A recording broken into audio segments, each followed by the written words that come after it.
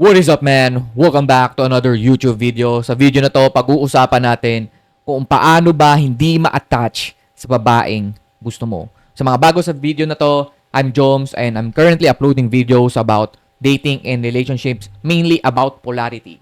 So polarity meaning the natural attraction between the masculine and the feminine. So kung gusto mo maka-attract ng isang feminine, soft, loyal, loving, supportive woman in your life, then you might want to improve your masculinity. Dahil andun ako mismo sa journey na yon to achieve my best masculine version of myself. At kung nandun at gusto mo rin sumabay sa akin, then you might want to subscribe to my channel dahil almost daily and weekly may mga bago akong videos about sa mga topic na yon. So, balik tayo sa topic sa video na to. So, paano ba hindi ma-attach sa babaeng gusto mo? Kung ikaw ay may dinidiskartehan, dinidate, o kahit ka-talking stage na babae ngayon, isa sa sisira ng chances at quality ng buhay mo ngayon ay ang tinatawag na attachment. Pag pinapakita mo na masyado kang attached sa isang babae, ito mismo yung magiging dahilan kung bakit bababa ang attraction niya sa'yo at hindi kanya magugustuhan pabalik. This kind of attachment will also destroy your peace of mind, your direction, and sense of freedom as a man. Tingnan mo kapag masyado kang attached sa isang babae. Palagi kang anxious, hindi mo nagagawa yung mga bagay na dapat mo gawin, at nakadepende sa kanya yung mood mo buong araw. So in short, nawawala ka sa masculine energy mo. At kapag nawala ka sa masculine energy mo, mawawala yung tinatawag nating polarity. Again, polarity, the natural attraction between the masculine and the feminine. So kapag nawala ka sa masculine energy mo, hindi ka naging masculine, hindi ka makaka-attract ng feminine na babae dahil marerepel mo sila. So women cannot stay attracted to an attached man because attachment signals emotional weakness and it lowers down your value. So what if sabihin ko sa inyo na merong paraan para hindi ka ma-attach kahit gusto mo ang isang babae? Instead, siya pa ang ma-attach sa'yo.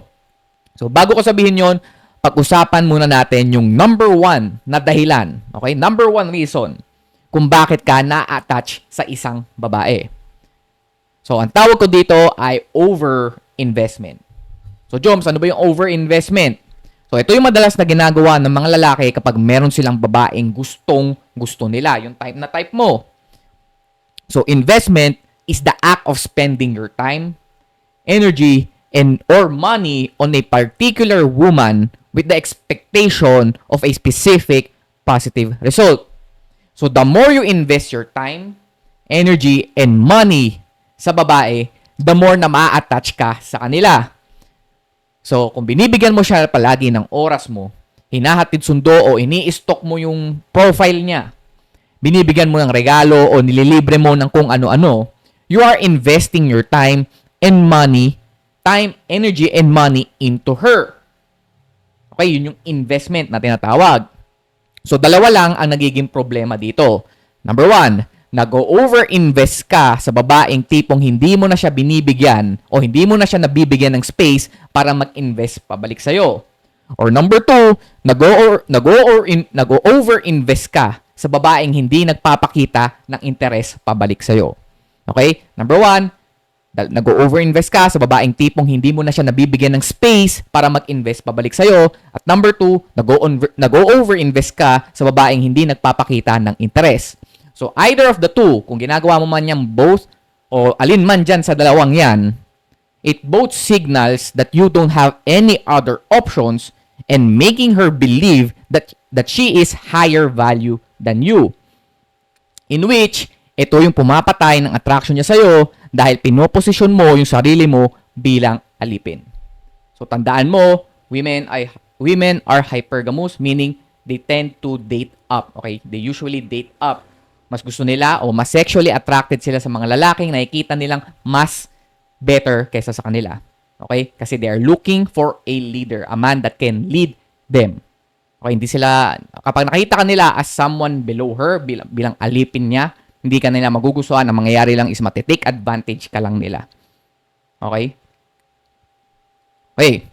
So, ano ba dapat ang gawin para hindi ka ma-attach sa babaeng gusto mo? Para hindi ka ma-attach sa babaeng ka-talking stage mo? Para hindi ka ma-attach sa babaeng dinidate mo ngayon? So, bibigyan kita ng tatlong malulupit na diskarte that will make you have the leverage or control back sa iyong dating life. So, I want to remind you that initial investment is necessary sa sexual marketplace. Ibig sabihin, tayo talaga ang mag-i-initiate ng interaction, sa atin talaga magsisimula ang unang investment. However, we want to make sure that we are investing in women who are willing to invest back. Okay, i-invest lang natin yung time, energy, and money natin sa mga babaeng willing din mag-invest pabalik sa atin. So meaning, merong reciprocation at hindi lang tayo ang invest ng invest. Okay, the keyword here is reciprocation. Humanap kayo ng babae na receptive sa interest nyo. Okay? So, we will observe kung willing din ba siyang mag-invest ng time, ng energy, at money niya pabalik sa atin. So, tayo talaga ang mag-first move. Sa atin talaga yung unang taya. Okay? Kapag hindi siya nagpakita ng interest o hindi siya nag-reciprocate ng investment, kumbaga tayo na yung una, tayo yung initial, tayo yung magpapakita ng initial investment. Pero kapag hindi siya nagpakita ng interest o hindi siya nag-reciprocate ng investment mo, mamba out na tayo agad. Kasi doon pa lang, kapag nag-mamba out tayo agad, hindi na tayo makakreate ng unnecessary, unhealthy attachment by over-investing. Kasi doon nagkakamali lahat ng mga lalaki na akala nila pag hindi nagpakita ng interest o hindi nag-reciprocate yung babae is mag-double down sila sa efforts. So pag nag-double down sila sa efforts, meaning mag-over-invest na sila sa time, mag-over-invest sila sa effort, sa energy, and sa money. Akala nila kapag ginastusan nila, akala nila kapag hinatid sundo nila, nag-double down sila sa efforts, mafo-fall yung babae, in which hindi ganun. Kapag nag-double down o over-invest ka sa babaeng hindi nagpapakita ng interest sa'yo o nag-reciprocate ng investments mo, ikaw ang talo doon dahil ma-attach ka sa isang babae na hindi naman attach sa'yo. So, para mong hinuhukay yung sarili mong puntod. So, the more you invest your time and energy sa babaeng hindi nag-i-invest pabalik sa'yo, is para mong hinuhukay mo na mas malalim yung butas, okay, yung hukay mo. At kapag nag-double down ka pa ng efforts, mas lumalalim yung hukay kung nasaan ka at mahihirapan ka nang makaalis, mahihirapan ka maka-move on. Kaya ka nahihirapan mag-move on sa babaeng hindi nagpapakita ng interest sa'yo kasi you are over-investing your time, energy, and money. So, ito na yung tatlong diskarte para hindi ka ma-attach sa babaeng gusto mo. So, number 1, only choose women who reciprocate. Okay? Mag-invest ka lang sa mga babaeng nagpapakita ng interest pabalik sa iyo. Yung katulad mo na willing na kausapin ka, yung willing na kilalanin ka at pahabain yung interactions nyo. Yung katulad mo na willing mag-free up ng schedule, gumastos at bumiyahe para lang makipagkita.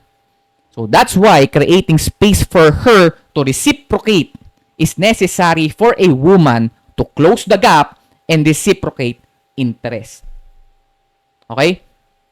Number 1, only choose women who reciprocate. So number 2, be a self-sustainable man. Meaning, you must operate as a complete person who does not need a woman to complete you. So, kailangan meron kang sariling buhay o may sarili kang mundo. Meron kang career na binubuo, may direction yung buhay mo, may mga sarili kang barkada o social circle. So, kaya mong mabuhay at maging masaya sa sarili mong mundo. So, this signals na meron kang physical and emotional independence. So, kapag meron kang physical and emotional independence, this will eliminate your neediness towards women. So, kapag meron kang independence, hindi mo na kailangan mag-over-invest para lang magustuhan ka ng babae. So, pag ganun, komportable ka sa idea na wala lang sa'yo kung magustuhan ka niya or hindi dahil kompleto ka naman na bilang isang lalaki. So, this will allow you to be more genuine, more authentic, and grounded sa interactions mo sa mga babae rather than being anxious and needy, in which this will make you more attractive to the feminine. Number 3, escalate your investments slowly.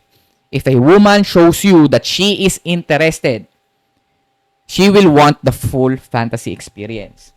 Meaning, mas lumalalim ang attraction nila ng mas matagal kesa sa lalaki. That's why, escalate your investments slowly. Sabi ko nga sa mga videos ko noong nakaraan, you can never de-escalate sa mga babae. You can only escalate. So that's why you want to escalate your investments, your time, energy, and money na binibigay mo sa babae very slowly. So magagawa mo to by controlling your lust and remaining patient. Okay? So paano ba makokontrol yung lust mo and how can you be patient? So magagawa mo to by qualifying the girl more than her looks. Huwag kang magiging completely sold sa looks niya o dahil magaling siyang sumubo. Okay?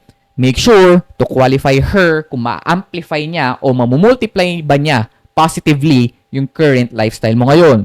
Kung willing ba siyang maging ride or die mo sa mga pangarap mo sa buhay, kung sinusuportahan ka ba niya sa mission, sa purpose mo, kung aalagaan niya ba yung mga resources mo, yung offsprings mo. So, by controlling your lust and remaining patient, you will avoid the acts of over-investing that leads to unhealthy emotional attachment. Okay? Kaya lang naman tayo nag-over-invest sa babae kasi sobrang needy natin. Kaya akala natin na siya yung sagot. O kaya dahil may gusto tayong makuha sa kanya, kaya tayo nag-over-invest. Okay? Kapag ginawa mo tong tatlong to, ma-maintain mo yung leverage mo sa dating life mo dahil you are in the position of strength. Okay? That's why it's really important to know the primal attraction triggers of women so you can naturally attract them and keep them obsessed to you. So, yan yung malalaman mo inside the Man Cave. So, Man Cave is a group coaching community na ginawa ko to help you transform from a torpe, insecure, nice guy into a confident, masculine gentleman so you will have the leverage and control back to your dating life and sa relationships mo. Kung naghahanap ka ng isang group coaching community about dating and masculinity, check mo yung link sa description box or link sa bio ko para makasali ka. So yun lang. I'll see you inside. Let's go.